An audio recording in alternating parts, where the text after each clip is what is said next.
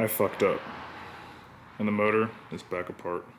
So if you followed some of the other videos that I've posted, we actually had this motor pretty much buttoned up and we were just waiting for the JDL kit to come in to throw the oil pan on and the clutch, a couple other things. Well, everything's pretty much arrived other than the clutch. And if you saw the video before this one, I also did a head gasket with head studs on my Dodge. While it's adjusting the valves on the truck, I realized I never adjusted or checked the valves on the FA20. So unfortunately, I went back, took the valve covers off, took my measurements and got my clearances, and they were all completely out of whack. The thing with the FA20s is they're adjusted based off shims, and if you've had a 22RE or a Dodge, which are the two motors that I've adjusted valves on, they have like an adjustment screw with a locking nut, and you can adjust them just by taking the valve covers off. So that's not the case here. In order to get to the shims and swap them out for the correct ones so your clearances are correct, you have to take the timing chain cover off, the timing chain, the valve cover, and then you have to take the cams out in order to get to the shims that are right under the rocker. So what that means is we had to tear everything back apart and a lot of the progress that we had made so we could swap out those shims. When I took the motor apart and I took all the shims out, I didn't really know what they were for. This has been a big learning experience for me. And so I just put them back on wherever. I didn't think that they needed to go anywhere specific, which is just kind of dumb on my part, I guess. And so I tried to swap them all around where I thought they would go after I noticed that all the clearances were out, and it just wasn't gonna hack it. So I had to order new shims, get this thing torn apart, put the new ones back on, and then we can start putting the JDL kit back together. That being said, you guys probably came here to figure out your valve latch and see if they're within spec. So first order of business is taking the valve cover off. You don't need to take the motor out, or at least not yet. You want to at least just get your clearances and see if they're within spec. And if they are, then you're good to go. If not, you're gonna have to take your timing chain cover off, your timing chain, and then take these off, which you could probably do in the car, but that'd just be a pain in the ass. I've obviously already got this side done. All of these are within spec, but we're going to use this as an example before I move to the other side. Now when measuring the valve lash, you're measuring the distance between the cam lobe and the rocker arm here. So right in between there, and that's where we're going to put our feeler gauges, try to get the distance there, see if that's within clearance. We're going to go ahead and measure the second one here on the intake, and we're going to use these feeler gauges. If you're not familiar with feeler gauges, you can get these pretty much anywhere. Amazon is a big favorite, and they have numbers on them. I don't know if you can see that. And it's going to come in inches and millimeters. This is a 5 thou or a 0.13 millimeter.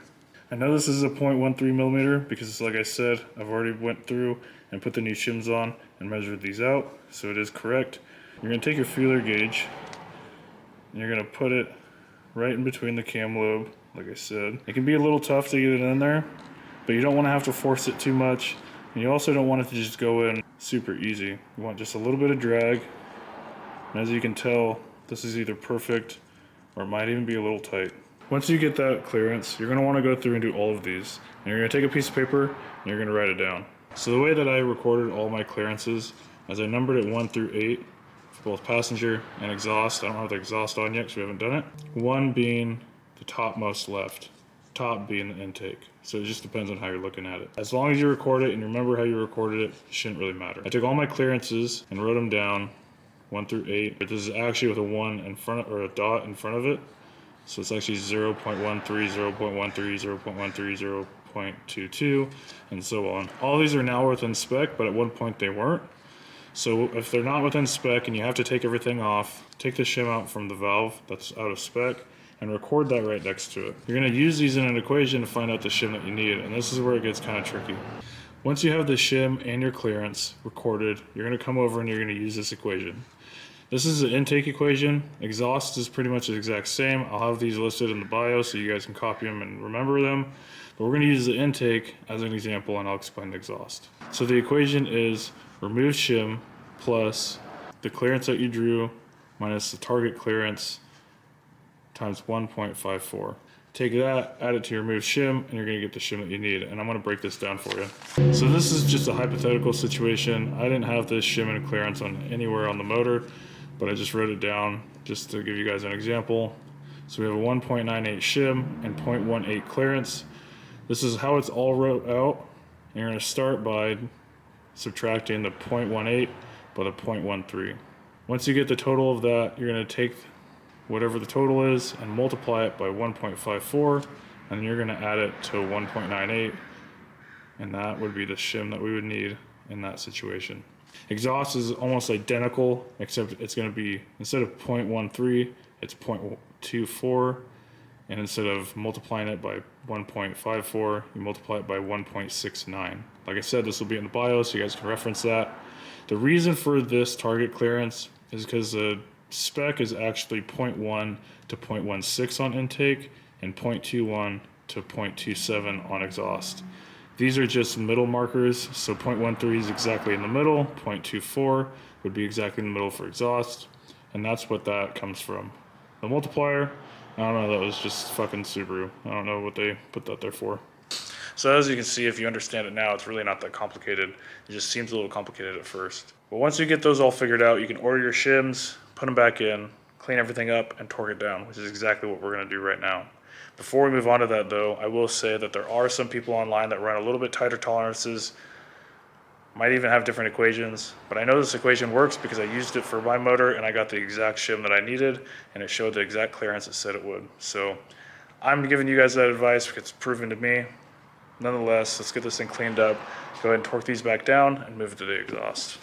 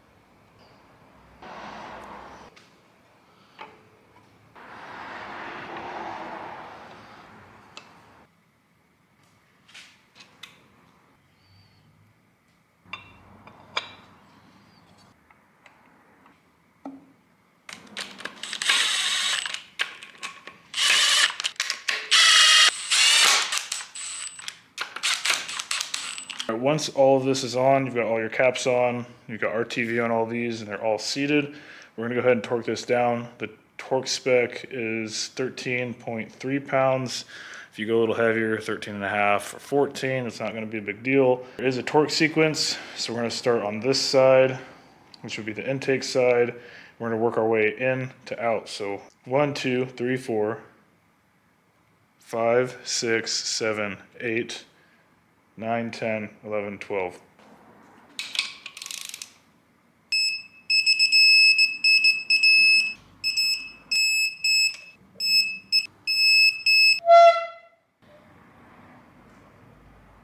All right, so this side, the driver's side, is absolutely disgusting.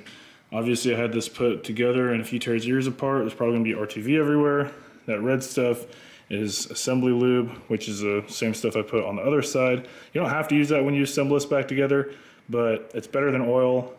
And I don't think really the only time you ever need to use it is if you're putting on new cams or something, but I just do it, it's just good practice. It's better than oil. If not, I would definitely put oil on the lobes before you actually put it back together. Just make sure everything's good to go. But that being said, I'm gonna go ahead and clean this up without anything in it. That way when we put everything back together, it's nice and clean, and then we'll go ahead and start installing. All right, so we cleaned all this off. Now we can install the shims. This is a list that I wrote up the night that I ordered all the shims. These are all the shims that I've placed that are gonna fit per the passenger side and the exhaust, or in the driver's side. So these are the shims that we're gonna use on this side. I'm gonna go ahead and put all these in. You guys have already seen the process. I'm gonna dry install it, torque it down, get my readings, make sure everything's still within spec, and then we'll take it off, RTV it, put it on, torque it, and we'll be done.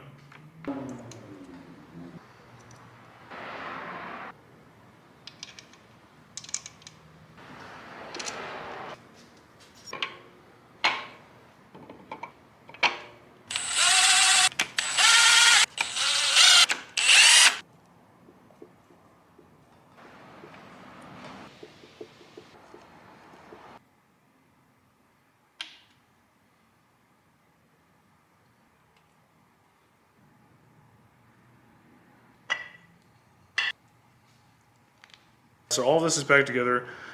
It's still going to be torqued to 13.3 or 13.5 pounds, just like the other side. The torque sequence is going to be 1, 2, 3, 4, 5, 6, 7, 8, 9, 10, 11, 12, 13.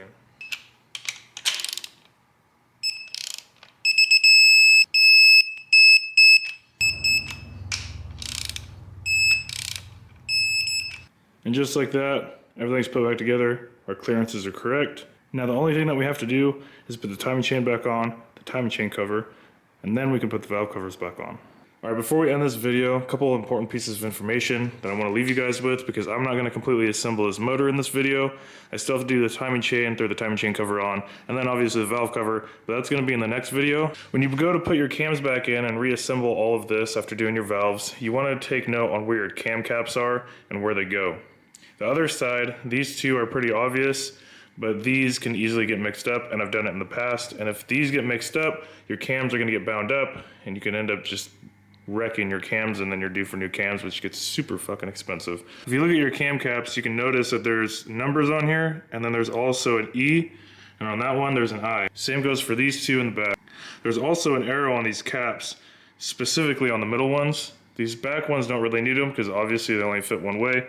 I marked mine kind of out of habit, so I think it's hiding it, but there is an arrow, and that arrow needs to face forward towards the timing chain. So when reinstalling this, like I said, these all need to go back exactly where they were at. These both have E for exhaust, I for an intake, and then after you get these back installed and you've got them torqued down and you've got everything dialed that way, you want to go through and cut off any of the RTV that's squeezed out over the mating surface where your valve cover is going to go.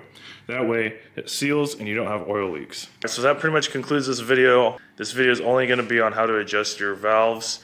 If you guys need help putting your timing chain back together and timing your motor, that's going to be in the next video, and I'll drop that video with this video, so then there's no wait time for you guys to get your motor back together.